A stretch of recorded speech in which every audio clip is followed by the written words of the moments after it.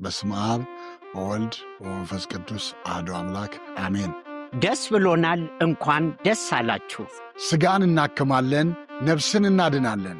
የሥልጣኔ ምንጭ የእውቀት ማኅደር፣ ጸበሉ ፈዋሽ፣ በረከቱ የሚያስደንቅ፣ ታምራቱ የሚያስደምም፣ ምሁራን መናንያን ያሉበት ጮቢ መካነ ሕይወት በዓታ ለማርያም አንድነት ገዳም ገዳማቱ በየበረሃው ስለተሰደዱ ፍቅርን በመምረጥ የዓለም ውዳቂ ምናምንት የሆነው በታሪክ በዓለም ላይ ቀዳማይ ትልቅ ዶም ያለው ሕንፃ ቤተ ክርስቲያን እያሰራን፣ አሁንም ደግሞ በገዳማት ታሪክ በዓለም ላይ የመጀመሪያውን 1088 አልጋ ያለውን ሪፈራል ሆስፒታል ሊያሰራ ነው።